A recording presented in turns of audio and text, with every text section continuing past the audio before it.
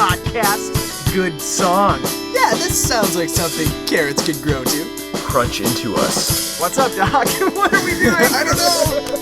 Fucked up. Crunch.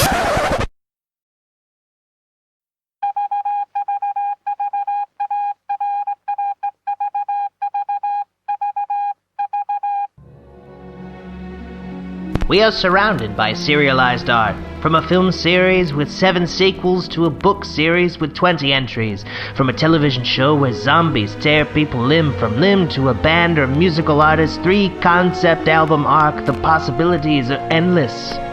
Thus, this is something serial.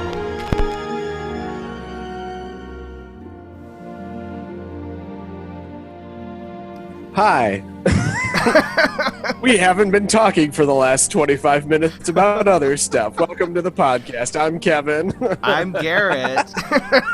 and this is the Kerrit podcast. The Kerrit podcast, where we're going to pick up right where we left off with last week. Yeah, well, no, the week before. Where we took a break. Yeah. We took a break and we talked about other stuff. But we're talking about Batman and Robin this week. Yes. Just watching you like tiptoe through the tulips, trying to figure out what we're talking about. Trying to figure out. I don't know, if we were in Amsterdam, I'd get fucking arrested. So you really got to be careful.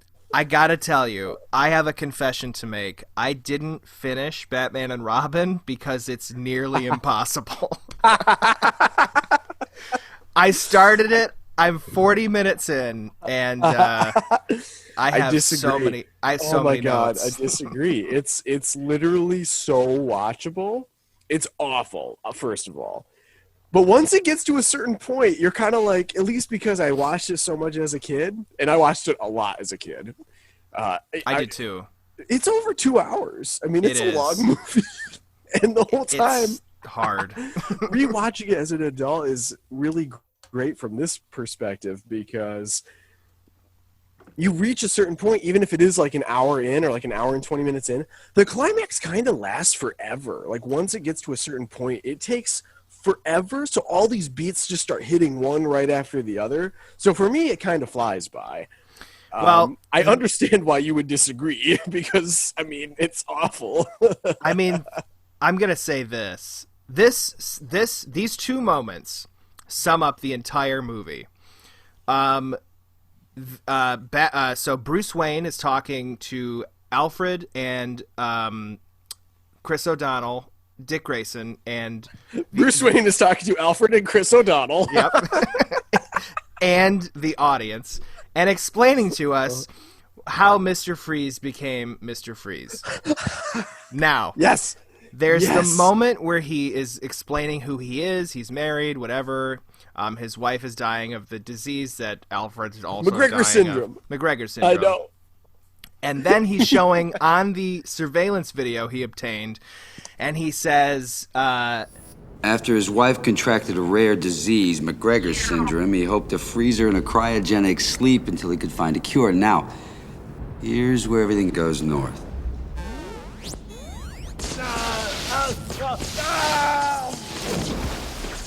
And here's where everything goes north. Now, Which I did not understand as a kid. I didn't either, but it sums up the entire movie because it's the dumbest pun in the fucking world, and Bruce Wayne said it. Is that a pun? Oh, I mean, I think, yeah, it's gotta be, because it's North Pole. North Pole. Yeah, it's hilarious. Yeah. Instead of going south, it's so funny. It's so that's like, it's a movie that's trying to be smart with its dialogue. There's that. And this is the other one where it shows how goofy this movie is. Mr. Freeze's henchman is named Frosty. And you know this because at one point he goes, Frosty! And then, yes, boss. And it's like a Tom Arnold looking guy. And then he runs over. This is an earlier scene, but later he runs to him with a newspaper and he's like, boss, you gotta see this. And then Mr. Freeze grabs the gun, freezes him. The moment he does this, I don't know if you caught this, the guy's hat flies off and it makes like a slipped on a banana peel sound, like, excuse me, Chief.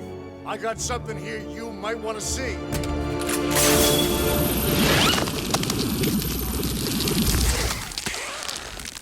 I hate when people talk during the movie.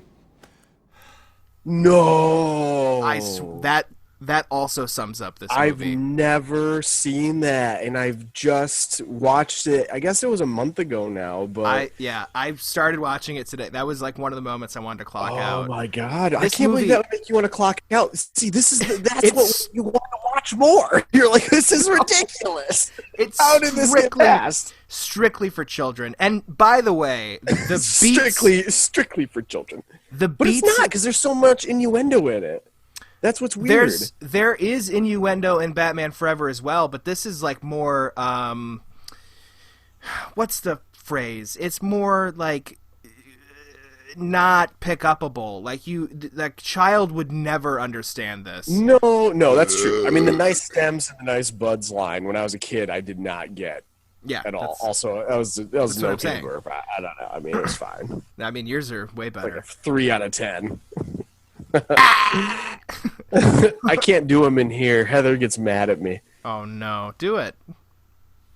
I need like 3 cherry cokes first. Oh, you do love this. Yeah, I like soda. Oh, I need he a vice loves after those. not smoking. Yeah. Have we talked about how much smoking is the greatest? We probably have many times. I miss it so much every day. Oh, me too. I mean, I still do it. So. And that's great. And it's kind of bad for you at the same time. But I definitely think you should do whatever you want. I got my rollies. They're way better for me. Yeah. Yeah. Back to Batman and Robin. Yeah. I mean, it's not good. It's Well, what were you saying with I mean, the thing? it was with Mr. Freeze falling into the fucking acid. First, I mean, I guess there's a couple things here that I really think are of note. One is there's a weird habit of all movies back in the day, and this is a good example of all superhero movies from back in the day, where I guess actually maybe even action movies to an extent, but like you'll have CCTV footage, and it looks like it was shot by a film director. Yes. Like with Arnold coming out of the vat and like screaming into the camera. It's like, why did this change? Like the first shot was like a security camera, so I can at least believe that. But even like there's the later moment where Poison Ivy like says to Batgirl, like, yes, As I told Lady Freeze when I pulled her plug. Yes, this is a one-woman show. yes, yes. but we see it again when he shows it to Freeze, and it's the the Bat exact iPhone. same footage. Yes. I know. It's like they did that all the time. Like, I mean, that's another reason. Adults will notice how stupid that is. Like, not the average movie-going, obviously, but, film I don't people. know, man. But then kids will never pick up on it. I think There's this also- is totally geared towards children. I have to say there's one thing here. One of the other things, I mean, we're kind of going all over the place, but That's fine. did you notice? You froze. And I know. Wait, your can you voice see me is now? your voice is still there. I just see your haircut. Oh, I'm getting it cut tomorrow. I'm cutting this whole thing off. I'm sick of Aw. it. I know. I don't I'm getting care. sick of mine too. Yeah, it's been 2 years, bro. I'm so done with this. Anyways, Aw. can you see me now? I can. Okay. My Ethernet became disconnected, like Lady Freeze's plug when it was pulled. Anyways, As I told Lady Freeze when I pulled her plug. It's so bad. there's a scene where Robin is being attacked by the vines at the end of the movie, and there's a shot that plays in reverse. Yep, I've noticed. I guess it's so weird why they felt the need to even do that. Yeah, it's like you could have just not done that. I mean, like you could have just cut it out. I don't think anyone would have really noticed that moment. No, Like this movie makes me cringe so bad. It's there's a lot of cringy parts to it, to be honest. I mean, it's really bad. So let's talk about main credits. When the movie starts, you have the bat symbol, like you have the Warner Brothers logo turn into the bat symbol, and it freezes, right? Right. And then it shatters into pieces. The sky is all red for no reason, and then you have the logos like going by each other, coming into the thing, and then it says the actors' names. Arnold's billed first. That's fun, but A la Superman with Marlon Brando. Yes. But so it's like, okay, we're going the Batman Forever route. Okay, I got it. It's the same thing as that. But then each time the names leave, there's like a sound effect that sums up the character. Like there's a motorcycle for both Robin and Batgirl, Alicia Silverstone. Chris O'Donnell's just not good in this movie. Sorry. But like, and then there's like a perfume. Yeah, he was giving nothing to work with though, because they rehashed his story. I know he's just a whiny little bitch again, and it's like he's supposed to be like capable. He's supposed to take care of himself. He literally gets into such shit every goddamn scene in this movie, except for the ending. And they're fighting again. And the thing, there's a new sound for everybody, and Uma Thurman's is my least favorite one because she plays Poison Ivy, but it's like a perfume, like a. Like, yeah. I need to rewatch this because I remember the motorcycles, and I remember like Arnold, where it's just like a like a freeze sound. Is that what that's supposed to be? It's kind of. It's almost like they did that before they did the freeze sound effects in the rest of the movie. I can see how you might think that, especially if the other sound effects reflect the character at least in some way. Batman sounds like a cape. You know, interesting. I can't believe it. Yeah. Can I look this up on YouTube real quick? Of course. Yeah, we'll pause. We'll take a break. Do we want an ad or no? No, it's too early. We're only 10 minutes in. Okay, well then we're not doing an ad. So by the time you hear me, I'll have watched it, and maybe if I can. Oh, hey, look! They're actually the opening credits are right on YouTube. You can find everything on YouTube. Here it is. It's even in HD. This is crazy.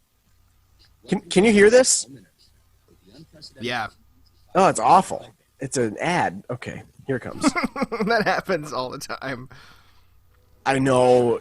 Oh, my God. Don't get me started. We could do an entire episode on YouTube. Fucking. Okay, here it comes. I can see that. Okay. Yep, I hear it.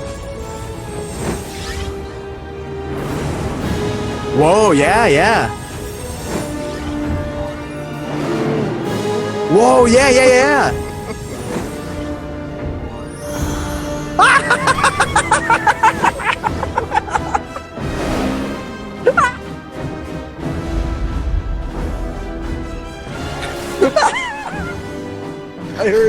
I heard Poison Ivy. Yeah.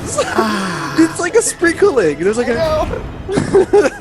I've never noticed that. It's like that chime thing yeah. Oh, yeah. Oh, God. Oh, my God. Oh. That's such a great idea, I have to say. If it was executed well, it would be pretty cool. I don't have a problem with the credits themselves, I should say. Like the whole, they one-upped the thing from Batman Forever. Mm-hmm. I mean, they're trying to do something. I get it. It's a sequel, you know. I'm cool with it, but holy shit, it's those sound effects that are just not. It's like, where is this happening? I mean, I know that's such a weird thing to think. Like with Superman, it's like, oh, it's in space. The letters are in space, and then Batman Forever, it's like a black void. Where are there red clouds? What is happening? It's like.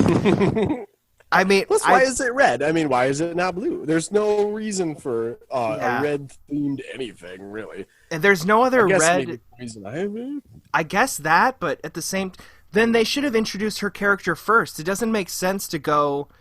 I mean, I feel like this movie could have benefited from like different editing, also.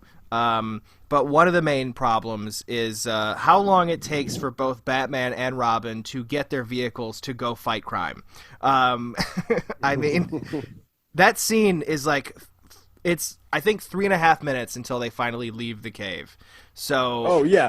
Where like, they're all encased, like, it opens up like a fucking Venus flytrap to reveal his motorcycle. Bike. To just have it parked in the garage and head out. You gotta go, man. Well, Yeah, I mean, but it's also going with like the Batman Forever thing. It's continually trying to one up Batman Forever, even though this movie is this is, I think, might be controversial to you. This is the exact same movie as Batman Forever. I don't think that's controversial. I think that that's exactly right. I think that it's right for the most part, except for Bruce Wayne doesn't have a character in this movie at all. They slightly try to do it with him, like, coming to terms with Alfred dying. Like, so far, I'm 40 minutes in, like I said. But, right. And also, he's doing the exact same thing as he did battling Robin the whole time as the first one, Batman Forever. But, yeah, that's the main issue, barely... I think, is their relationship is completely fudged. Yeah. Like, it's so dumb. It's so dumb. It's the same thing. Chris O'Donnell's a fucking whiny asshole in it, and I liked him in the first one. I defended him in the first one. Yeah. I mean, you can't really defend anybody in this one, except for maybe Arnold, who's killing it. He really is. What killed the dinosaurs? The Ice Age! He knew what was going on. He's like, I'm Arnold. Like, I get it. I have my tongue in my cheek in most of my movies. You have 11 minutes to thaw the bird. What is it, like, what is it? Catch the villain or save the... whatever. Save the boy. Yeah. I think I brought this up. I don't remember, because I remember, like, I was just so excited when I first watched it. I need to watch it again because I have this new TV. It's time to do another, like, literal watch through of all 4 of those movies. But we could do a recap of the whole. After you watch them again, we could do a recap. We should just do another. Like, literally, we'll do the exact same thing we're doing right now, and we'll just be like, I caught this and I caught this. That would be fun. It could be like Groundhog Day, where you just talk about the movie all the time, but it's the Batman quadrilogy. Hey, that's funny. Matt Harper and Mandy Elaine, they have a podcast called Another Episode Podcast, and their whole first season was having different guests on to talk about Groundhog Day.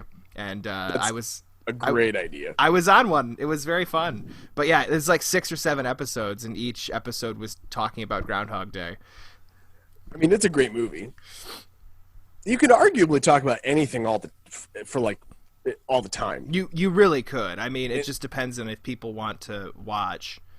Right. Well, they're doing it with The Simpsons, so they're doing pretty well. Someone's doing it right. Maybe they are? An exception. Just because they've been on it for like 32 years or whatever. Oh, yeah. You know, just the same movie, though, as like... Or there's those podcasts that are like, they do a movie, like a minute of the movie is each episode or something, and that's a season. You're like, Jesus Christ. They talk about a single minute? Or like seconds. A minute, I think, is like, there's a Mario movie podcast, Super Mario Brothers, where they talk. I can't remember what it is, but I heard about the idea, and I'm like, there's no way I could ever invest my life into that podcast. I know. Well, I mean, look at what we're doing. We're like Seinfeld, except for not clever. We're just talking about nothing all the time. No. I mean, I think this and that and the other thing. Well, we have listeners and watchers, and they're great people. Yeah. But and you listen to our opinions. The idea is we're talking about, the whole thing, and we'll break it up into 2 episodes or whatever, but it's like there's so much to chew on that we're not even hitting everything. I feel like if you have 240 episodes of a podcast in a season because it's all about a minute of the movie at each time, that's not even fun to me. I mean, you're breaking it down so much that it's like, okay, now in this frame, you're like, oh, Jesus, yeah, literally Christ. In this frame. Ugh. Look at this corner, this corner, this corner. Yeah, 4 corners. That's too much for me. Maybe they even have like a segment called the 4 Corners segment where they note what's going on in each corner of the frame. Hey, that's another Kerrit episode or Kerrit podcast idea.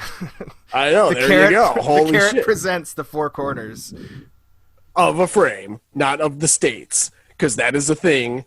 They're called the 4 corners. All the states meet. And then that's the title. It's all of those things. All those words. Yeah. I've always wanted to do that. Just lay down in all 4 states at the same time. Oh, I would love to. I mean, I want to travel again. I mean, it's life's too short, man. I can't do anything during COVID. Although the one thing about that COVID that is kind of cool is like, if you accept that you need to try to take as much personal responsibility for yourself because no one else is going to. And if that means like chilling all day, like, doing what you want to do in your home, it's kind of liberating, just a little bit in a way, because you can just kind of be like, on autopilot, and you can be like forgiven for doing so. Because I think in life a lot of us are on autopilot.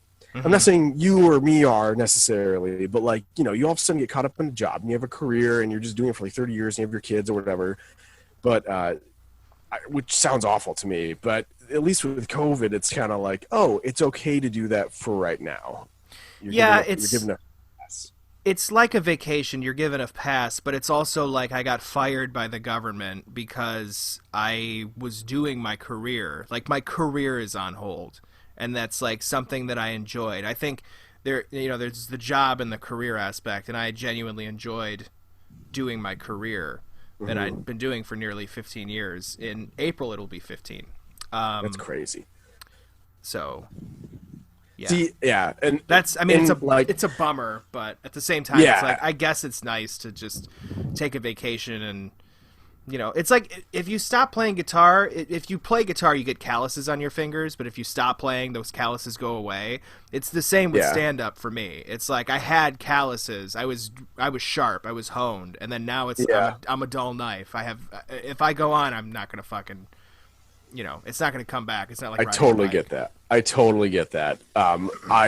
kind of feel that way with writing, where you're just kind of like, I like for so long would like, I don't know, just get out of my zone and just be like, whatever, it'll come back later. And now that I'm like older, I'm like, man, I just should have kept at it the whole time instead of waited for spurts to come in. Yeah, it really, I mean, even if you're not writing as a comic, you're always thinking and you're like, you know, jotting ideas down or you're observing. I've observed nothing other than people on Facebook. That's, you know, and it's like, I can't fucking talk about oscillating fans. What, you know, I'm looking at one right now. Hilarious. Wow. It's got 3. I mean, like I start roasting the polar wind fan. What the fuck? I like that. Cause like why is there an S and a C next to each other in that word? Just choose like one S or 2 S's, you know, if it's 2 C's, it's ox or ock. Cause occupy is 2 C's. See, there's a bit. I just wrote a bit for you. Wow. That's great. You should probably stick to writing. So, well, and I do want to say real quick, though, too, I didn't mean to, like, put down, you know, the fact that you have, like, a career that you're following. Oh, no. Because, like, you're in different positions in that regard. I'm not offended. It's just, like, it's bittersweet because it's like, yes, I do have time off and I can spend... Like, I remember when my grandma died in 2012, I want to say. It's been a long time. I can't specifically remember, but I had a job... And I tried to call in because it was in the morning. Like, I got a call from my dad at, like, 8 in the morning. He's like, you have to come over to Grandma's. So I went over there, and it's like, she died. And I'm like, oh, Jesus Christ. I have to work at 11. They're like, you can't just call in? And I'm like, I mean, I can try. So I call, and then they're like, that's awful, but we need you to come in. Like, what? I'm like... Can I not, though? Like, I can't... Like, well, we need you, and I mean, we can cut your hours if you don't come in, which is illegal. So that happened, and then right after that, I had to drive to the UP to do a show that I was... You know, you're obligated to do the show because you need, you know, the money and all that stuff. So I had to drive, like, 5 hours to go up north. And I wanted to do the show. I didn't... Because that helps you, like, take your mind off things, and you can use that as like a way to get your thoughts and feelings out. And I hate the idea when people always say like, you know, you're mentally ill if you do stand-up comedy. I don't think that's necessarily true. I think that it helps you get those feelings out. And people always say that it's like people are using stand-up comedy as like their therapy sessions because they're not saying anything funny. And I think that there are people obviously doing it, but it's the same conversation as like we had with art, where it's like some people are taking the art form for granted and doing shitty Jeff Dunham puppet jokes, and some people are using this as like an outlet to make other people feel good. I feel like that's artful, you know? Mm-hmm. So what I'm realizing is that was my way of like connecting with people and, you know, observing and having a reason to, you know, live essentially. It made me feel good, and now it's gone. So it's like, well, now I don't fucking know what to do. But you know, that was that. Man, I know. What a miserable year. It has been a miserable year. I mean, it really has. It's been. It's been. When we were. Well, I made reference. We were talking before the show started, and we were just talking about like, what if this happens again and it's worse? Mm-hmm. And as Gerrit was telling me this, I realized we've been in this for 8 months or like 9 months. No, it's nearly a year because it's December. Yeah. The lockdown started in March. We're 9 months in. And we became aware of it, and like, you know, we became aware of what was going on at least December. in January. Yep. Okay. But the point being, like, it felt like something straight out of a dystopian movie, because every once in a while you kind of remove yourself from the situation and you kind of take a look at it and you're like, how the fuck? Like, this is crazy. Mm-hmm. Like, this is completely unnatural.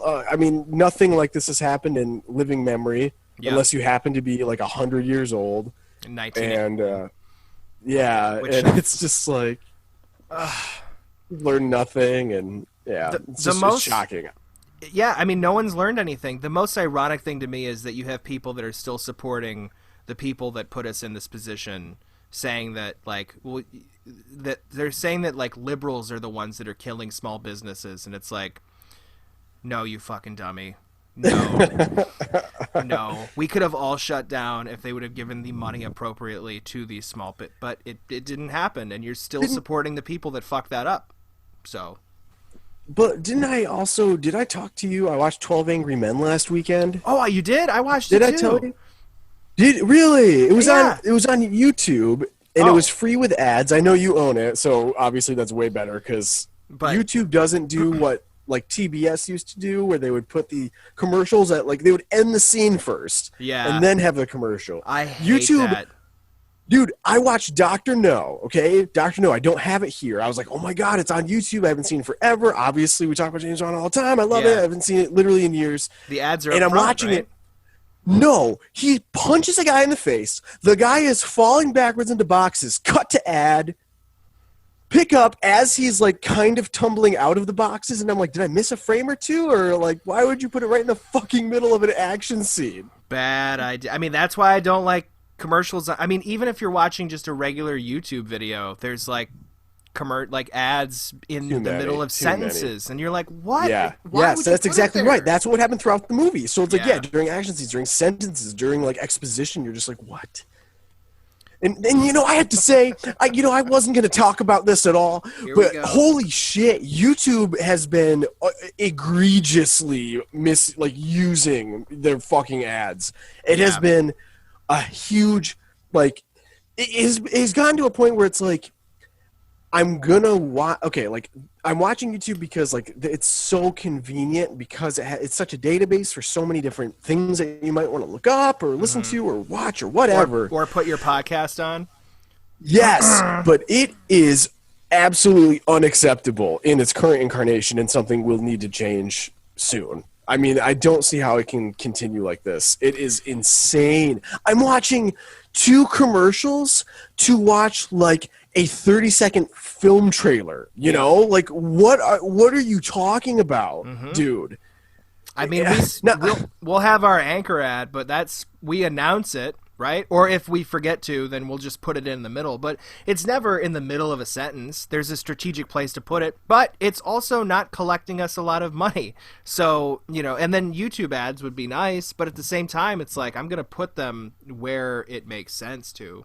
But also, it's also constant. Like, I'm super into Saturday Night Live.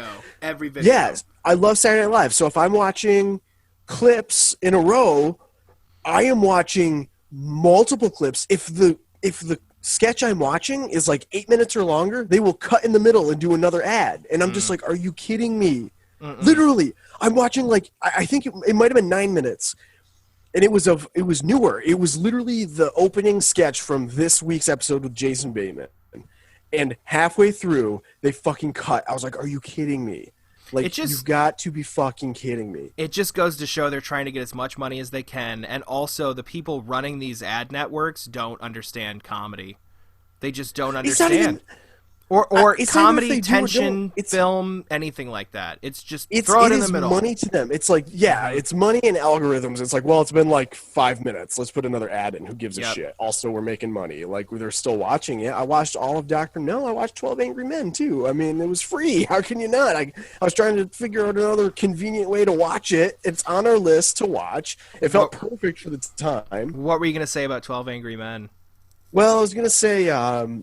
it really highlights how difficult it is to reach across the aisle to kind of talk sense into one another. Yeah. Because, Lee J. Cobb at the end is like staring evidence directly in the face and is just like having none of it. And he eventually, spoilers for a 60-year-old movie, has to like convince himself almost. Yeah, because he's pulling from... It's a beautiful moment because he's pulling from his own personal experience about his son, which he alluded to earlier but never made the connection, even though I feel like the audience is able to. For sure. And then when he finally does, it's just like he has to live with that he has been... How often has he been wrong? I mean, it's a beautiful moment. And the thing is, that's not how life is. No, it's not. That's not how life is. That would be a hung jury immediately, because people, especially today, they are not going to admit that they are wrong, and that is the number one thing that is holding us back. That's it. That's why it was so weird to watch the movie, because it was like, it's such a hopeful movie, and especially because of how classic it is. I mean, it's from the fucking 50s. They're making this movie with themes that resonate throughout time, basically. It's what, number 5 on IMDb? I think so. I wouldn't be surprised. I don't know an exact number, but I mean, it's just so sad. It's so weird, sad, unfortunate, crazy. I just can't believe it. It's from 1956, right? Or is it 57? I think it's 57. I could be wrong. I think it's 57. It's just like, that's the 50s. There's a TV movie, teleplay, whatever it's called, from 1954. And it's the same thing. That's on my Criterion Collection disc. Oh, nice. I'd be curious to watch that. I think maybe it's Robert Cummings in there, I want to say. I just recently read about this. But it's too far. I know that they rediscovered it, apparently. Like, it had been lost, and it was rediscovered 20 years ago. Maybe, yeah, that's crazy. The teleplay, that is. And then I don't know. It was just weird, watching this movie. The movie is supposed to be realistic. It's supposed to be a relatively realistic interpretation of how people can converse and kind of look at things and try to change minds in different ways. They approach it in different ways to convince each person. I think that could have happened maybe back then, but now it's like with the internet. I mean, we're gonna. I didn't have anything else. So you can go. Okay. The one thing I really want to quick talk about before we talk about 12 Angry Men is how do you interpret Jack Warden's character? Who is Jack Warden again? He's the one who's trying to go to the baseball game the whole time. And he kind of just randomly switches his vote. And when he's confronted about why he switched it, he keeps saying, like, I don't have to explain anything. And then he keeps getting pressed on why he changed it. So you keep expecting, like, maybe there's going to be a moment where he actually explains himself. But he finally just says, like, I just don't think he's guilty. And, like, that's the explanation you get. Well, Go ahead. No, please. You go. Explain I'd love to hear your thoughts on that. My interpretation of it, he's just going where the majority's going. He doesn't want to be there. He wants to go to his fucking baseball game. He doesn't want to be there. Right, but see, I think that's true at first. And I think that I think in some ways the reason he changes it is that he might not be able to articulate it in words, but enough has been expressed to him where he'll change his vote, and it seems to be like the way the winds are blowing, so it will also get him out at a faster time. Yeah. But it's just so weird to me that they press him so hard about why he changed, and he doesn't give an opinion. And yet at the very end of the movie, Lee J. Cobb is like going on this tirade of craziness, disillusionment, basically. And he finally changes his vote himself. And, in between the lines, you can kind of see why he changed his vote. Whereas with Jack Warden, you're just like, I think maybe he can't express it, and he's just kind of dumb in that way. And maybe dumb's the wrong word. He's just not that kind of person or man. Well, I mean, you'll notice like he's one of the ones that is a holdout, so he gets in everyone else's faces and like, why do you like he isn't he very also like, well, why did you? He's pretty choose eccentric that? Why did you say and that? yeah, I mean, he's kind of like. I think that's why they pressed him, but he doesn't have a reason. He just genuinely doesn't want to be there, so he's just going with the flow. I think that's what his character is. I think his character is designed to be that way. Interesting, because that means that he's That's not how I really interpreted it. a quote-unquote good person, it feels like. Because you could argue that since Lee J. Cobb got to the not guilty, yeah, he had an arc, ultimately. I don't know if he changed or not. Well, so did the racist guy. How about that? They never said any racial epithets, but like that guy's clearly talking about other races. And it's just, everyone else is feeling so much more uncomfortable. I think, well, doesn't he change his opinion before that moment? He does. The funny thing is, at one point, that's the point in the movie where they all walk away from the table and don't face him. Yeah. Yep. And at one point, I think it was, I forget who it was. God, I want to say Jack Klugman. I don't know for sure, but it was obviously one of the guys who's just like, don't open your mouth at all the rest of the time we're here. And he literally doesn't say anything the rest of the movie. Yep. Which was interesting to me. It was pretty great. I mean, that's what we need on Facebook.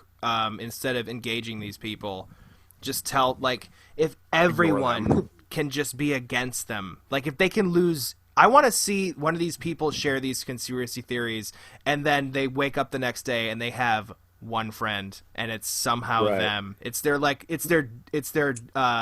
backup account. That's their only friend. Oh, I would love that. I did hear that the government was looking into regulating or breaking up Facebook. I saw that, which would be awesome if that's true. It was like the federal government too. It wasn't like bullshit. It was like real. It makes sense. It's filled with shit. It needs to happen, obviously. I mean, you can't have a company that big with that much power, that much influence in so many different areas of social media. I mean, it's crazy. That's how we got to where we are right now. Yeah, and here's the problem. A lot of people are going to see this as censorship, and it's like, you're a fucking dummy. You're such a fucking dummy. It's not. I know. Don't worry, just go use Parler. Anyway, so in Batman and Robin, when he is using the Sub-Zero gun... I love the idea that in Something Serial, the transition was, all right, just go use Parler. Anyway. Yeah, so... That's what they heard. I love the idea. Arnold is using a gun, right? He's using the beam of a what are we calling this? A frosting gun? A freeze gun? I have no idea how it operates. I don't know how diamonds power his suit. I have no idea. What do diamonds are created by heat, Gerrit. What does that have to do with cold? It makes literally no sense. So he's using his freeze gun to use as like a parachute. The pressure of the force of the stream of ice. Oh, when he's going down, he's freezing. Allowing him to descend like Mary Poppins from like way up in the clouds. And he lives. Yep. And he creates an ice tunnel. And what the fuck? Oh, yeah, man. I remember as a kid thinking, this makes sense.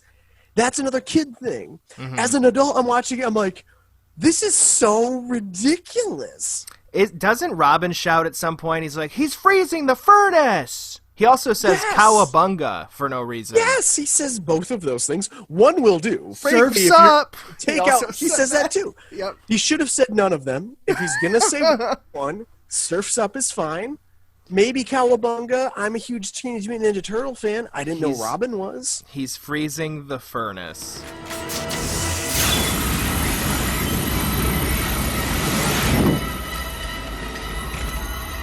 He's freezing the furnace!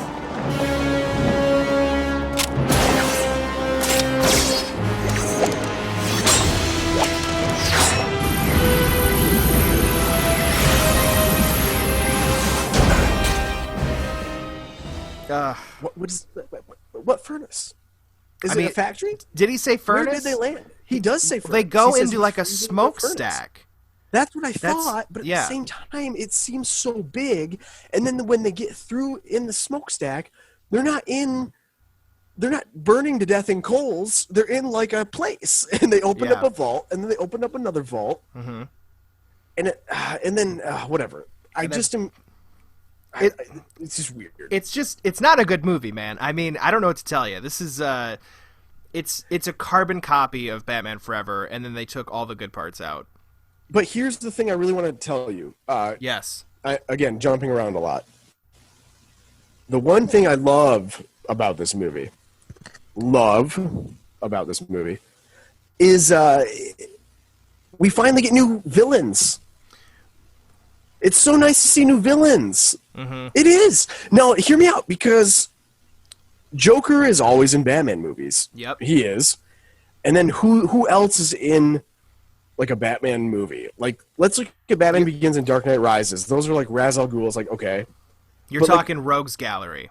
Like, who's the regular rogues? It's always Two-Face, Joker, always Riddler, those guys. Penguin, and yet, Catwoman. For how popular Mr. Freeze and Poison Ivy are, they're never featured in a movie, and I would imagine it's because it's so hard to do realistically, especially with the new Battinson movie. Like, I don't know how you could get these characters to exist in that universe based on the trailer I saw. Maybe it's possible. I would love it if it was. I was talking to Alex Plotkowski on Facebook. I would love to see Clayface in a movie. Yeah. Like, these are all people that I don't know why they've never done these things before. Well, we're going to talk Clayface in a future episode. We should. Because we have your idea as well. And we also have the abandoned Batman project after this one, which we're going to talk about. We are. With Kurt Russell. But here's the idea. We don't have new villains because they are just copies of the previous villains that we had. Two-Face is Mr. Freeze. It's the same out there, over the top, outlandish, what the fuck is happening.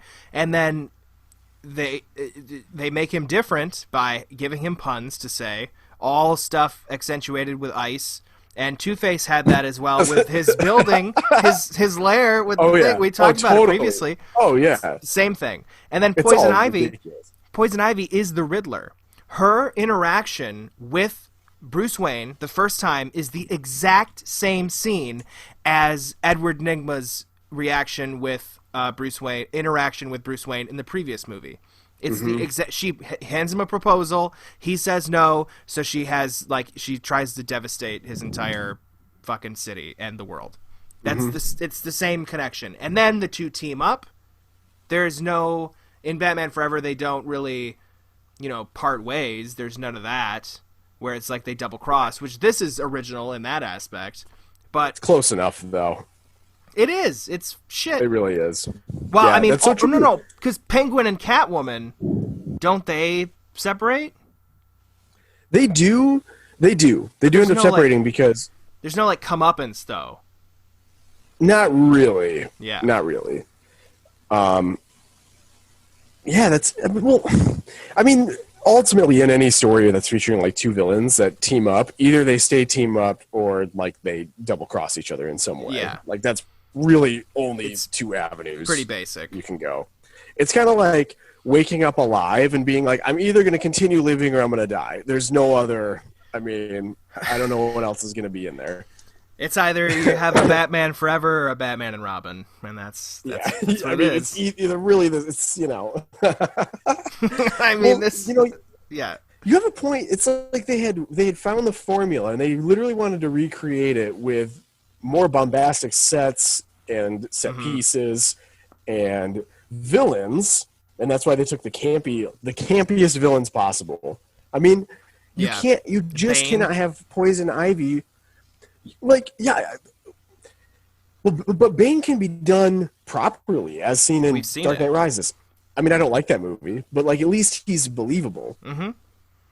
I don't know, when Poison Ivy is literally saying they've replaced my blood with aloe, my skin with chlorophyll. Yeah. Is that real? And my lips. She's a plant. She's a literal plant. And it's like, So why do you she still can- have skin and hair? Yeah, like, can she live on photosynthesis? I guess. Because that's... 'Cause she's really not in the sunlight ever, so that's I weird. know, right? And if she's loving a guy who wants to make everything frozen, I mean, I guess there'd still be the sun, but you're not growing anything. They're doesn't at make odds sense. with each other. They Their really are. ultimate plan here. I don't know why she's so interested in this guy. Also, Yeah, they do. Like, she tries to like have she's a love super story into with this him. guy. Yeah. And they don't really have chemistry. Like, I mean- is there a reason that she? I haven't gotten to this part yet. It's but because is he's there a Arnold reason- and he's jacked. No. He's so huge. Is there a reason that she pulled the plug on Lady Freeze? Is there a reason? To try to bang Mr. Freeze. That's the only reason? Yeah, haven't you wanted to murder somebody in order to bang Arnold? No. Oh, No. well, I have. Many times. It's actually the plot to Kindergarten Cop 2. Oh, yeah. I know. Kindergarten Cop 2, Electric Boogaloo. Yeah, it gets crazy up in that thing. You're in it? That's pretty great. Oh, there is a Kindergarten Cop sequel. It's with Dolph Lundgren. That was a bad example. I'm talking about Junior 2. I get Arnold pregnant this time. He is pregnant. You get him pregnant. I get him pregnant in the sequel. I thought the way that your inflection made it sound was like, I get Arnold pregnant. Like you were in the first one and you got I Danny do. DeVito Yeah. pregnant. Oh, That's what I was saying. dude, I'm sorry. Great movie. Terrible, but so watchable. I More have watchable? never seen it. Shut your fucking mouth. Oh, how awful. What a terrible thing to admit, my man. I'm sorry, I'll watch it. I haven't seen Twins either. That's forgivable. I don't think Twins is as good as people say. Twins is like, But is Junior better than Twins? okay, hear me out. What movie Okay. would you rather see? Now, let me preface this. You know how people love bacon? It's like a meme now. People love bacon. Like, I like bacon, but let's all relax. You know what I'm saying? Mm-hmm. Same thing with Danny DeVito. I love Danny DeVito. Let's all relax, okay? Mm-hmm.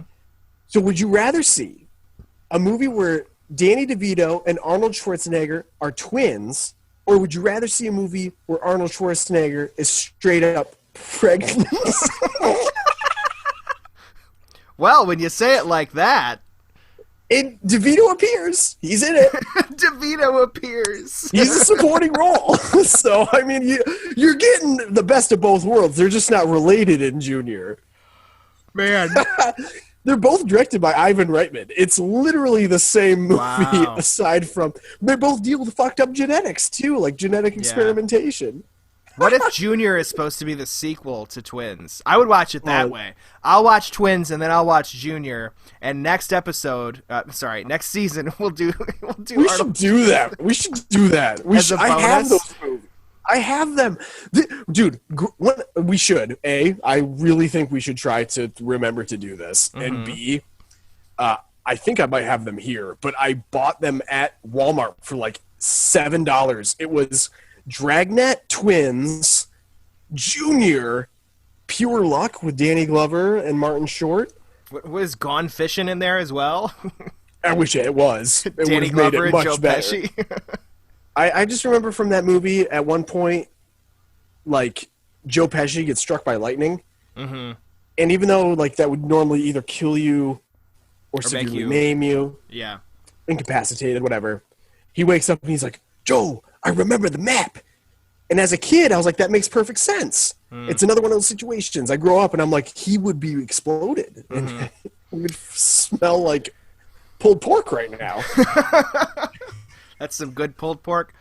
Speaking of Joe Pesci, I watched My Cousin Vinny with Jackie. Terrific. I love that movie. It's so great.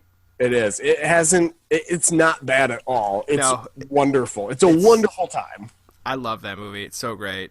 Did you see the little tape that was holding Pesci's face up? No. When was that? You can watch. You can Google this. You can Google images to make him look younger. They put like little. I don't know if it's tape or string or what at his temples, and they're trying to pull his skin up, and it's It's honestly pretty well done because you can't see it except for in certain shots. It's incredibly apparent. Do you see it? I'm looking up Joe Pesci, My Cousin Vinny tape, and VHS tapes are coming up. Oh, no. Do face... Hang on. I got this. Oh, I see it now. I see it. Oh, there it is. Yeah. You got it? What'd you type in?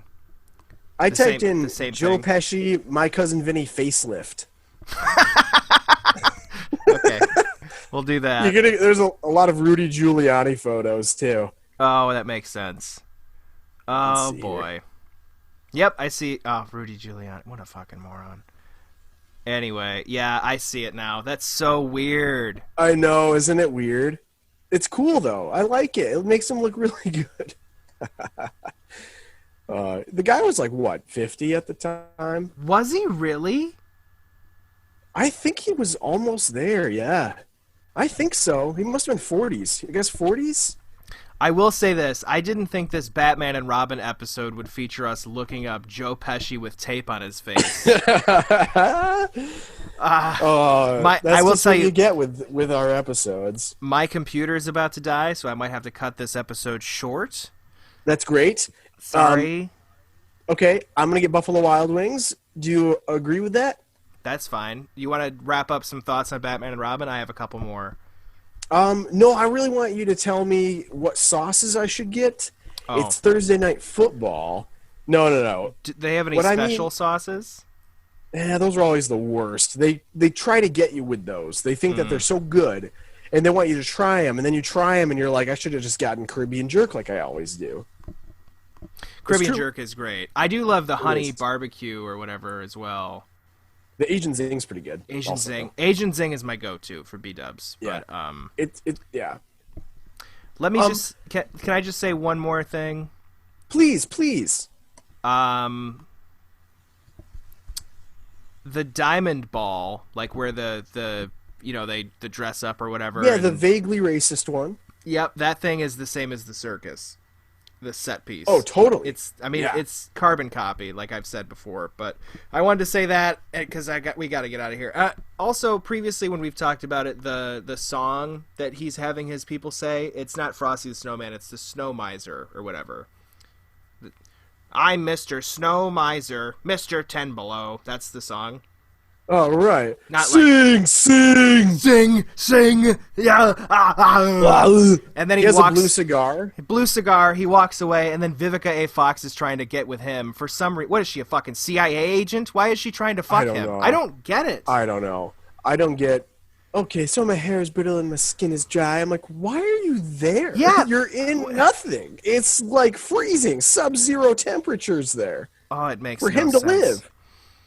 Yeah, and then he brings Frosty into that thing, and he's going to go, he's telling his entire plan, all exposition to Frosty, and then he says, oh, you better go, we need alone time. And then he goes to see his, cryogenically frozen wife. Alone time? What are you, trying to fuck her? In the glass thing? There's a lot of, weird, this movie is... Weird lines. I can't wait to finish it.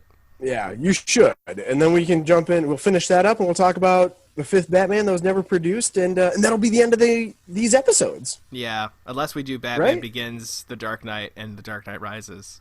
I would do it. I love those I mean- movies. I worship Heath Ledger. I would just do a fucking podcast on every movie he's made because it's such a pleasure. It's also incredibly sad to I watch know. any movie he's in ever. It really 10 is. Things I Hate About You is not funny and sometimes because he's dead. It's amazing, but it's like Jesus. He was dead. A Knight's Tale as well. I know. Yeah. I mean, The Dark Knight. Shit. Yeah. Well, I mean, Anyway. that was fun Batman talk. It's been a while. It was good to talk about Batman and Robin. Indeed. We'll finish it up and we'll get back. We love you guys. And I don't want you to like and subscribe. I don't want people to know about us because I don't want ads to infiltrate our YouTube page. But definitely do the podcast.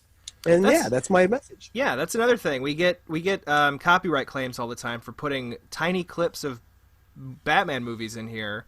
But then the nice thing is I just dispute it and say, hey, guess what? We're reviewing it. And then they're like, oh, never mind. And I'm like, why do you claim it then? it's these preemptive claims that YouTube just keeps doing because they want money and money and money. And it's not like YouTube itself, Google, but it's, which is already yeah, and it's like money. I don't understand how you can go like type in YouTube and you can find an actual movie that's up online like on YouTube illegally, and then there's nothing that's being taken against that. And then this is funny? like a literal review podcast, and then it copyright claim every fucking time. And I'm like, What Jesus is Christ. up with that? What's up with an algorithm that allows they have like that? They have like robotic things or whatever that like, oh, well, we're recognizing that this is the master from the DVD copy, so we're taking it. That's what they do. Weird. So I don't really you mind have to if reverse the movie. Yeah, but what the fuck is the point of that? Because then it's like, then you're like going around the thing when it should, like, the literal Constitution protects fair use. So I shouldn't have to go around these things. The way that I go around it is like just disputing it, and then maybe we can collect money in 10 years with ads. And the fact is, if that's how, like, it's like healthcare in this fucking country. It's like, oh, you have a $10,000 bill? Don't worry, just like call them up and dispute it, and just keep doing that for a few months, and they'll probably keep taking chunks out of it at a time, hopefully. And then call your insurance company and do the same thing. It's like, oh, that's how this works. Awesome, terrific. It's so fucking stupid. Like, yeah, whatever. I mean, it's just it stabs you in the heart where it's just like, so my thing can't be seen because it's a review, even though the actual thing is up there. Okay, cool, great, good. Horse shit. Well, this has been Kerrit, and talking about YouTube. Yep, talk about YouTube. Fucking all. Talk about Batman and Robin next week. I'm very excited. Please like and subscribe and all that good stuff. Thanks for keep listening, and don't listen to Kevin when he says those things. I don't care what you do. So you do what Gerrit does at that point. Whatever. He supersedes at that point. Bye. Bye. Supersedes. Is that a Chucky sequel? Supersede of Chucky. That was awful. It was terrible. That was okay. I'm sorry. It's okay. Well, that was really fun.